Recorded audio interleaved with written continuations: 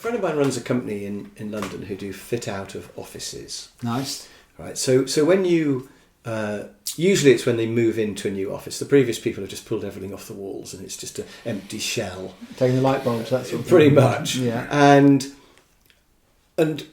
if you've got any sense, you'll know that a beautiful office is going to be a nicer place for people to work. So you want it to look good and feel good. The lighting's got to be good.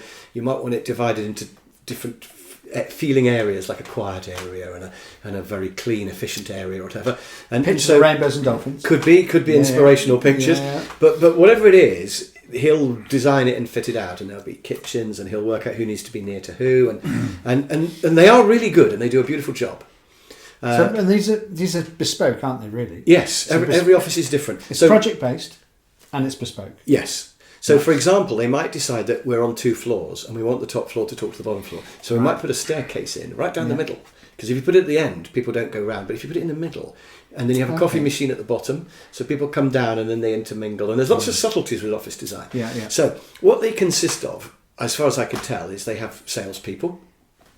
They have designers who design a beautiful, lovely office. And then the salespeople take the design back. And there's some iteration that goes on there. And then they mostly employ subcontractors to actually do the work. I wonder if you're different subcontractors, always the same type of a team. They've got a little group of subcontractors who they don't own and who quite often let them down, but it's a difficult industry because there's not enough subcontractors and you have to pretty much put up with who you get. And often they're quite expensive, so they get quite squeezed on their margins because the customer won't pay that much just for an office. And yet the subcontractors are going, carpenters are expensive these days. You can't get the guys from Poland anymore, or whatever it is. So they're squeezed, and they don't really do much project management because they leave that to the subcontractors. So they just promise it'll be ready on a day, and they go okay. But of course, there's always the inevitable panic in the last few weeks when it's not quite ready, and at the end there's a big bun fight of you didn't quite do the job well enough. But whose fault was it? And so the subcontractors want extra money, and the company organising it all want to pay a bit less to the subcontractor because they didn't fully do it. So there's that. So it's really the players, I would say, are the subcontractors, and then the salespeople and the designers. So the subcontractors are analogous to production. Yes. Then so you've got SDP, Sales design production, haven't you? Yeah. And what about all the administration, all the logistics, all the HR, and all there's the HR, payments, there's all the finance, there's finance, IT, HR. There's all of that sort of thing, and there are people. There's a commercial director, so I suppose somebody's looking at, are we making a profit on this job, and trying to work out, and they're trying to allocate costs according to different contracts and work out whether a contract's profitable and all that stuff we've talked about. And what happens to all the stores? All the stuff that you bought an extra light fitting because you didn't want to be short on one. I think the subcontractors deal with that. Okay, so they don't carry any stocks, and no, there's not a warehouse somewhere. So what is the company then? A sales and design company? They do. Yeah, it's a sales and design company, but they do produce things like big boards with mock-ups of what it's going to look like, which is part of the sales process, really. Yeah. So they have a sort of a graphics area, and they make 3D models. They have lots of IT people doing walkthrough models and stuff like that. I think. I mean, that's all I know about them, really. Apologise to the people there how little I know about their company, but that's kind of what they do. So it's the design company for a start.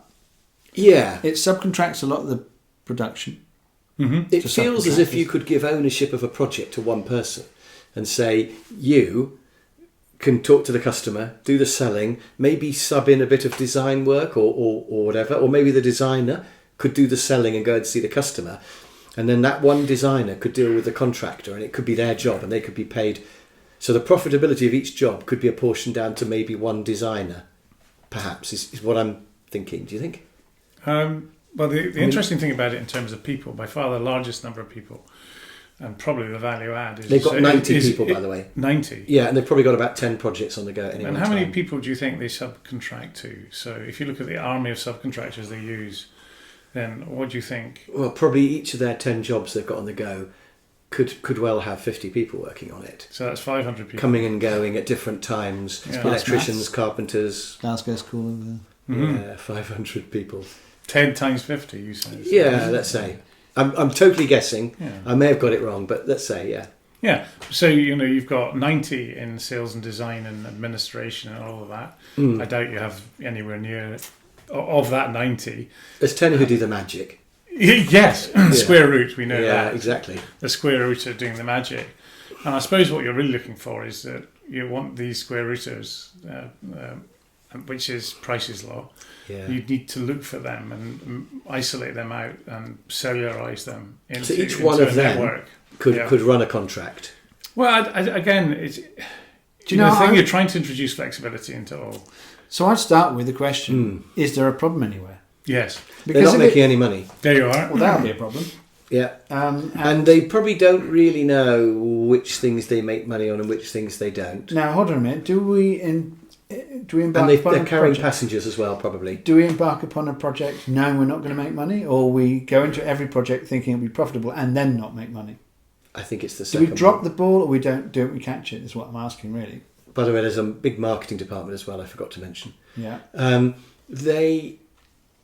I think they go in thinking they're going to make money, and they gradually get squeezed from above, below, sideways, and in the end they end up not making any.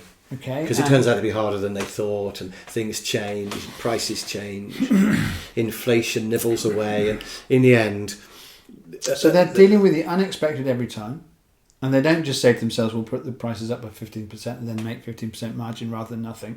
They wouldn't sell it if they charged 15% more. Fantastic. So it's a competitive market, Yes. and other people are doing it at a certain rate to keep the prices capped, so they can't go above that, so they'll lose the work. Yes. And then the argument is everybody losing money in the marketplace, or are some people making money and they're not? So, for example, if I looked at a competitor, I don't think anyone makes money in their game, I agree. because I think they're all similar. I agree with that. So Okay. the problem you have is the productivity in the production side. Yeah. From my experience. The subcontractors, these are. Yeah, from my experience. Even they don't make money, by the way. I know that because the productivity is lamentable. Yeah. And I've seen it. I've got in front of my very You can eyes. watch electricians wandering around with long bits of wire and having a cup of tea, and So these are the Totally. These are the behaviours you've got to change. So the question is, how do you change these behaviours so that there's not wandering around having a cup of tea because it's worthwhile them not doing that, but actually, they're going to work hard for, let's say, 6 hours of the day and take 2 hours off to do other things. Yeah. So, okay, so so you're going to employ your own electricians then, or are you still I'd be gonna- tempted to do it, but I'd put them in a cell, yes, because it's such a large proportion of the value add is being subcontracted out of the business. You're Yeah. saying, well, how can we capture that? How can we make money out of that? secondly, you've got this question whether or not your sales, marketing, and design team, and let's say your logistics team as well, whether they are with these 10 projects that are ongoing at any time, are they all 100% deployed, or is it a bit like a snake swallowing an egg, that each project kind of stresses everybody, and then there's a period of coasting, and then the next one comes along? I suspect it's that. Okay, so there's a tendency, obviously, to have certain key functions which are expensive. So then you bring them down to the minimum capacity you can get away with, and then that stresses them every time. So you end up with a rather Quite a thin snake swallowing a big egg. exactly that. Yeah. And you'd be better to have more multifunctional people who can move from one area to another area, so that they can sort of follow that egg down. But I like your snake and egg thing, because it seems to me that ideally they'd be swallowing smaller eggs. But Yes. but unfortunately, the state of their business is it's one big egg at a time, because a fit-out job is big and has to be done quickly. There's always time pressure. But a fit out job. But if parts Can of be the split snake, up. well, yes, one way would be to split it up. Yeah. The other way would be to be able to move bits of the snake around, so that they are more flexible. And when you get to phase 2 of the project, all the people who do phase 1 can also do phase 2, rather than just I play the saxophone and then I stop. Yeah. If I could move over to the congas. There's another thing we should. But how could you? But how could you divide it up? You see, I don't know whether you could divide it up. Well, there's I think flexibility of people for this particular one is probably the answer. how do you divide up anything? You split it up into chunks, which are whole and complete in themselves.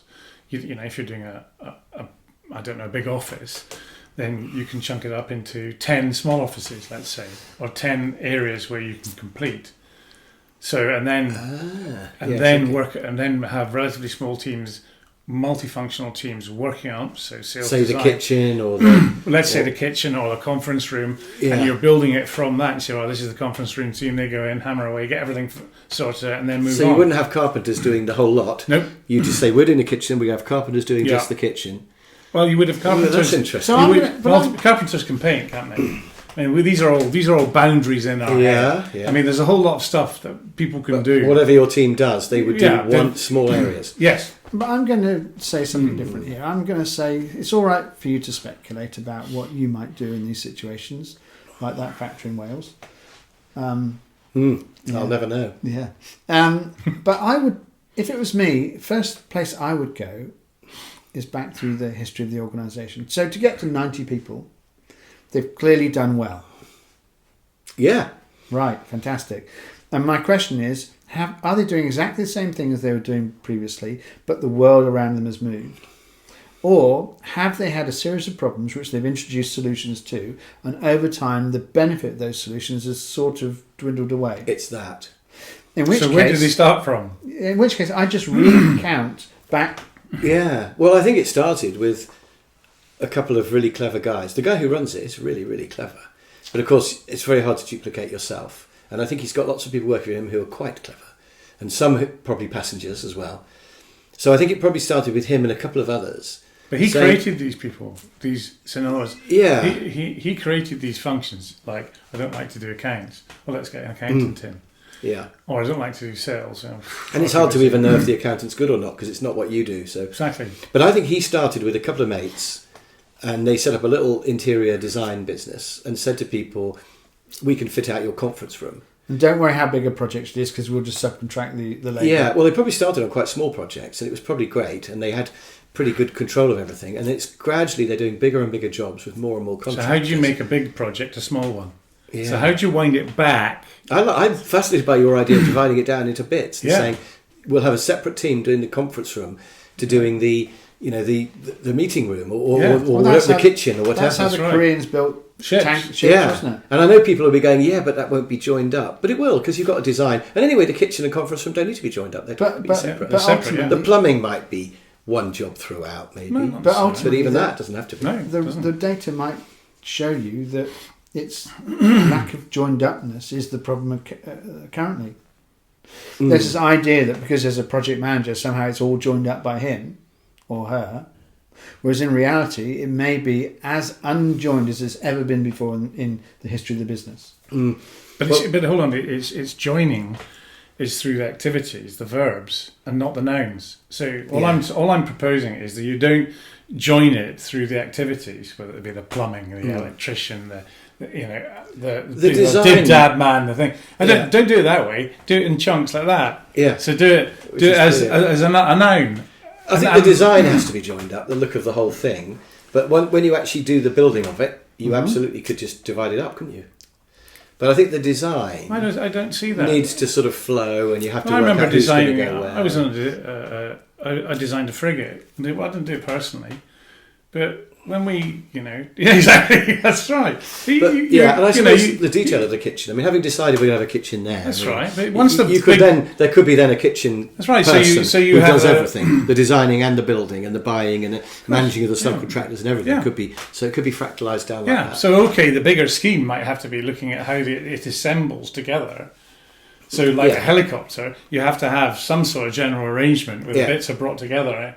But that doesn't mean to say that that's a small job, really. Yeah, but then you could subcontract all the engines, you subcontract the rotor, you subcontract the wheels, you subcontract... Which you do, actually. Which you actually do, and it's all just apply it to the building. Yes. They don't go, oh, no, we can't have someone different doing the engine because it might not fit. That's right. They clearly have a way to make sure that works. That's right. And so I'm saying, well, just apply the same logic and just do it that way.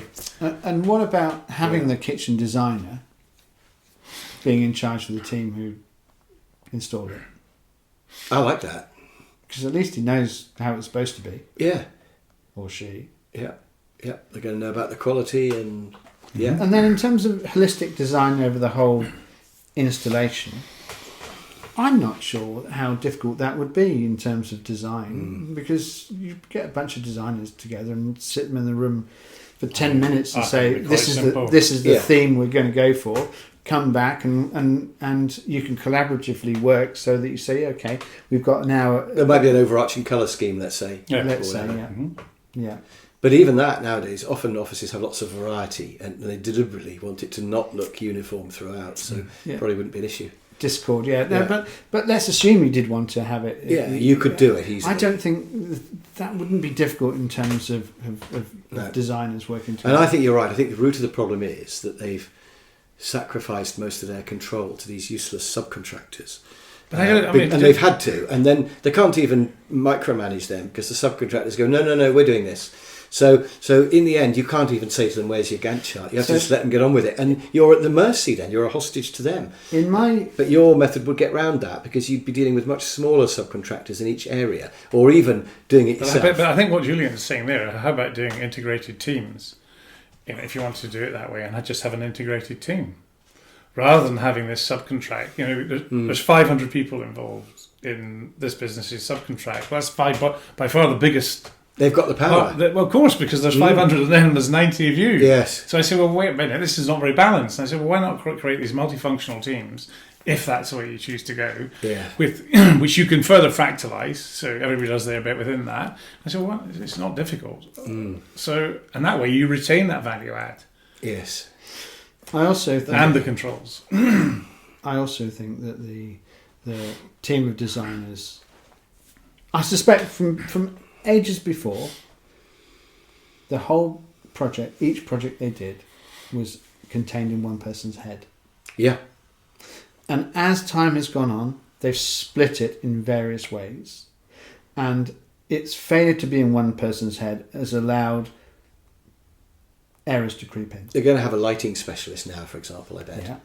Mhm. And That that's could well be a national expert in lighting technology or something. yeah. And the person whose overall responsibility for the project may actually be quite hands off. It's no longer, they're no longer like a Once the leader in subcontractors get orchestra. involved, you just don't know. So, and I suspect going back through history, you had the projects more vested in one person's head. Mm. So the question is, how would you get today's projects vested in one person's head Yeah, that's the challenge. in a way that's manageable with this bigger business? Because Yeah. dividing it up as they're doing, I suspect by function, even the subcontractors will get a plasterer in or a painter in Yeah, or a chippy definitely. in. Yeah. They tend to By be verb. by verb, Yeah, they not do, by an yeah. outcome. So they don't say, right, what we need is a kitchen. They say what we need is a kitchen fitter or a lighting fella and a carpet fella. It's becoming blindly But obvious even- now. You've gone from verbs to nouns. Yeah, You've cut it up absolutely. in a logical way. Absolutely. How could I ever not have thought of that? Brilliant. Okay, thank you.